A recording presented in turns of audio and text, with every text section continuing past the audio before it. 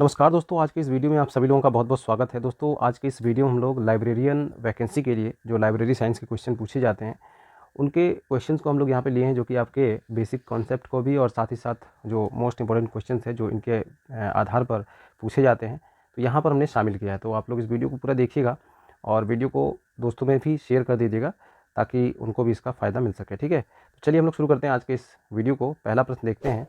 पहला प्रश्न है, लाइब्रेरी साइंस क्या है? ठीक है, तो लाइब्रेरी साइंस क्या होता है? यह पुस्तकालयों के संगठन, प्रबंधन और सूचना संसाधनों की सेवा से संबंधित अध्ययन है। ठीक है, पुस्तकालय साइंस जो है वो एक ऐसा विज्ञान है जो पुस्तकालयों के संगठन, प्रबंधन यानी पुस्तकों का प्रबंधन हो गया, संगठन हो गया और सूचना संसाधनों की सेवाओं से ये संबंधित अध्ययन होता है। ठीक है, अगला प्रश्न है, लाइब्रेरी साइंस के जनक कौन माने जाते हैं? तो लाइब्रेरी साइंस के जनक माने जाते हैं डॉक्टर एस.आर. रंगनाथन। ठीक है, डॉक्टर एस.आर. रंगनाथन जो हैं लाइब्रेरी साइंस के जनक माने जाते हैं।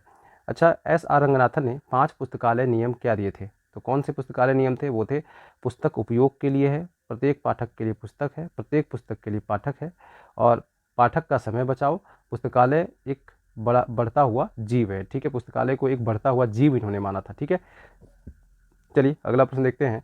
भारत का पहला पुस्तकालय कौन सा था? तो भारत का जो पहला पुस्तकालय था वो था सारस्वत भंडार, तंजावुर में, और 1801 ईस्वी में। ठीक है, अगला प्रश्न है, DDC डीवे डेसिमल क्लासिफिकेशन क्या है? तो इसका जो राइट आंसर है, यह पुस्तकों को वर्गीकृत करने की एक पद्धति है जिसे मेल्विन डेवी नामक वैज्ञानिक ने क्या किया था? विकसित किया था। तो DDC कई बार मैंने आपको पढ़ाया है, इसका पूरा नाम भी पूछा जाता है, तो डीवी डेसिमल क्लासिफिकेशन है। ठीक है, पुस्तकालयों यानी पुस्तकों को वर्गीकृत, पुस्तकालय नहीं, पुस्तकों के वर्गीकरण के लिए ये पद्धति प्रयोग में ली जाती है। भारत में राष्ट्रीय पुस्तकालय कहाँ स्थित है? तो भारत में राष्ट्रीय पुस्तकालय स्थित है कोलकाता, पश्चिम बंगाल में। कई बार मैंने आपको बताया है। अगला प्रश्न है, ISBN क्या होता है?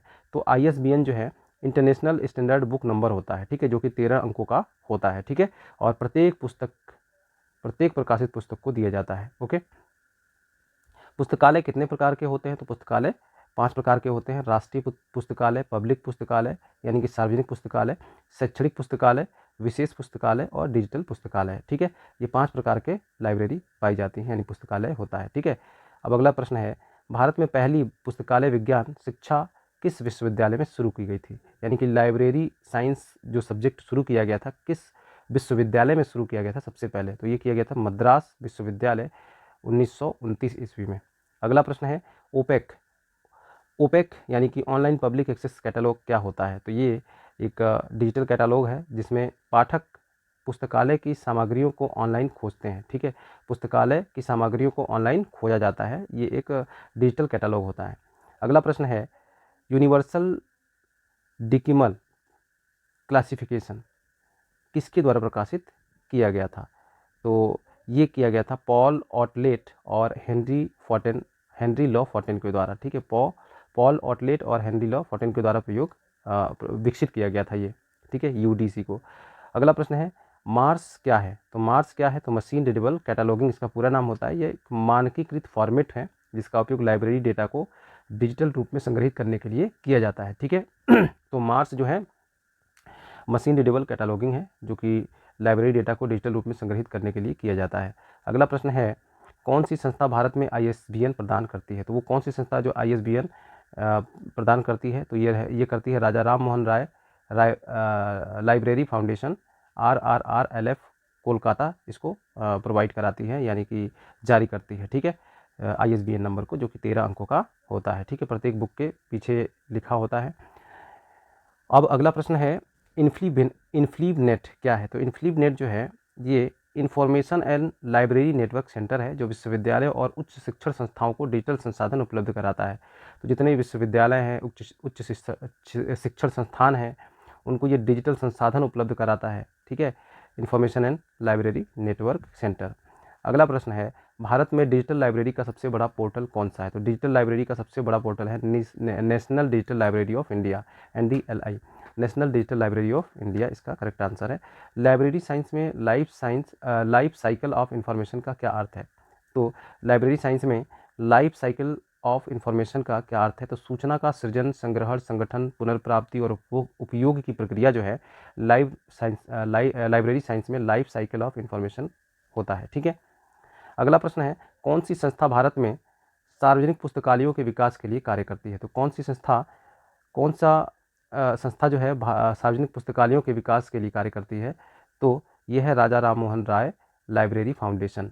ठीक है, अभी इसको मैंने बताया था कि ये ISBN नंबर भी जारी करती है। ठीक है, अगला प्रश्न है, पुस्तकालय विज्ञान में डिजिटलीकरण क्या है? तो पुस्तकालय विज्ञान में डिजिटलीकरण है पुस्तकों, पत्रिकाओं और अन्य दस्तावेजों को डिजिटल फॉर्मेट में परिवर्तित करना। ठीक है, तो पुस्तकालय में डिजिटलीकरण क्या होता है? तो जितनी भी पुस्तकें होती हैं, पत्रिकाएं होती हैं और अन्य दस्तावेज होते हैं, उनको डिजिटल फॉर्मेट में परिवर्तित करना।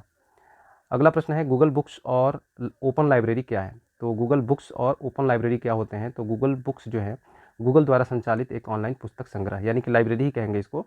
और दूसरा है ओपन लाइब्रेरी, ये इंटरनेट आर्काइव द्वारा संचालित एक मुफ्त डिजिटल पुस्तकालय होता है। ठीक है, ये मुफ्त डिजिटल पुस्तकालय है ओपन लाइब्रेरी। अगला प्रश्न है, भारत में सार्वजनिक पुस्तकालय अधिनियम पब्लिक लाइब्रेरी एक्ट सबसे पहले किस राज्य में लागू हुआ था? तो ये हुआ था तमिलनाडु में 1948 में। अगला प्रश्न है, लाइब्रेरी साइंस में बिब्लियोमेट्रिक्स क्या है? तो ये जो है पुस्तकालय और सूचना विज्ञान में सांख्यिकी और मात्रात्मक विश्लेषण की विधि है। ठीक है, किसकी विधि है? तो ये सूचना विज्ञान और पुस्तकालय और सूचना विज्ञान में सांख्यिकी और मात्रात्मक विश्लेषण की एक विधि होती है। ठीक, अगला प्रश्न देखते हैं, कौन सा भारतीय विश्वविद्यालय सबसे पहले MLIS पाठ्यक्रम शुरू किया था? MLIS यानी कि मास्टर्स डिग्री है लाइब्रेरी साइंस में।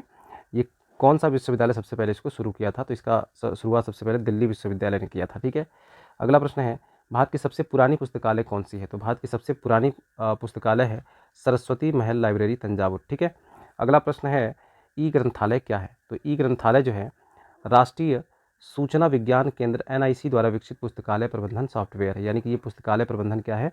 सॉफ्टवेयर है, जो किसके द्वारा विकसित किया गया है? तो NIC के द्वारा किया गया है। ठीक है, अगला प्रश्न है, कौन सा संगठन अंतर्राष्ट्रीय स्तर पर पुस्तकालय विज्ञान के लिए काम करता है? तो IFLA international federation of library association and institution. ठीक है, IFLA जो है अंतर्राष्ट्रीय स्तर पर पुस्तकालय विज्ञान के लिए कार्य करता है। अगला प्रश्न, कौन सा भारतीय संगठन पुस्तकालयों के मानकों और दिशा निर्देशों को विकसित करता है? सही उत्तर है RRRLF। ठीक है, राजा राम मोहन राय लाइब्रेरी फाउंडेशन इसका करेक्ट आंसर है। ठीक है, अगला प्रश्न है, कौन सा डिजिटल पुस्तकालय भारत सरकार द्वारा विकसित किया गया है? तो कौन सा किया गया है? तो national digital library of India. ठीक है, national digital library of India जो है ये भारत सरकार के द्वारा विकसित किया गया है। अगला प्रश्न है, ओपन एक्सेस का क्या अर्थ होता है? ओपन एक्सेस का अर्थ होता है वह सामग्री जो मुफ्त में और बिना किसी प्रतिबंध के ऑनलाइन उपलब्ध होती है, उसको हम बोलते हैं ओपन एक्सेस। क्या बोलते हैं? ओपन एक्सेस मतलब कि मुफ्त में भी हो और बिना किसी प्रतिबंध के आप उसको यूज कर सकें ऑनलाइन।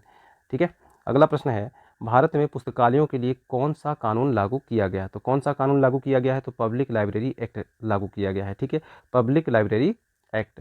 अगला प्रश्न है, कौन सा संगठन भारत में पुस्तकालयों का वित्त पोषण करता है? तो वो कौन सा संगठन है जो पुस्तकालयों को वित्त पोषित करता है? तो यहाँ पे करेक्ट आंसर है RRRLF, यानी कि राजा राम मोहन राय लाइब्रेरी फाउंडेशन। ठीक है, ये जो है करेक्ट आंसर है। यही जो है ISBN जो कि बहुत इंपॉर्टेंट होता है बुक्स के लिए, तो ISBN को भी यही क्या करता है? जारी करता है, जो कि 13 अंकों का होता है। ठीक है, तो दोस्तों आज की वीडियो में इतना ही। ये 30 क्वेश्चंस थे जो कि आपके कॉन्सेप्ट के लिए भी काफ़ी ज़रूरी थे और आपके फैक्ट्स के लिए भी काफ़ी ज़रूरी थे, जो कि आपके एग्ज़ाम पॉइंट ऑफ व्यू से काफ़ी इंपॉर्टेंट है। तो उम्मीद करता हूँ कि ये वीडियो आपको समझ में आया होगा, वीडियो अच्छा लगा होगा। वीडियो अच्छा लगा हो तो वीडियो को लाइक कर दीजिएगा, चैनल को सब्सक्राइब कर लीजिएगा। मिलते हैं अगले वीडियो में, तब तक के लिए जय हिंद, जय भारत।